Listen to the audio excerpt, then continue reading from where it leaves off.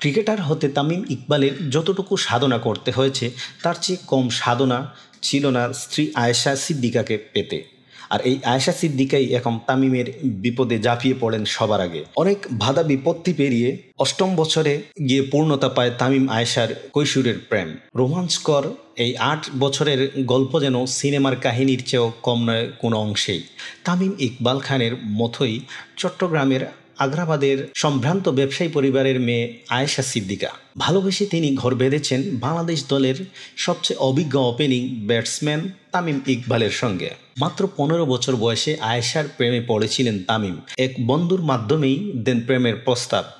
তামিম তখন উদীয়মান ক্রিকেটার, প্রথমে পাত্তা পাননি আয়েশার। আয়েশাও বয়সে ছোট ছিলেন। পরিবারের কেউ যদি কিছু বলে তাই ফিরিয়ে তিনি দিয়েছিলেন তামিমকে। পরবর্তীতে অবশ্যই তামিমের প্রস্তাবে সম্মতি দেন আয়েশা। চুটিয়ে প্রেম করার মতো খুব সময় ছিল না তাদের। দুজনের মাঝে ছিল লম্বা দূরত্ব। আয়েশা ক্রিকেটের তেমন ভক্ত নন, তার পছন্দ ফুটবল। ১৮ বছর বয়সে বড় বোনের সঙ্গে মালয়েশিয়ায় পড়তে যান আয়েশা।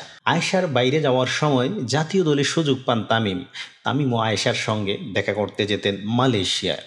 মালয়েশিয়া বিশ্ববিদ্যালয়ে আয়েশা স্নাতক সম্পন্ন করে দেশে ফিরে ২০১৩ সালের জুন মাসে চট্টগ্রামে বিশাল অনুষ্ঠান করে বিয়ে করেন তামিম আয়েশা।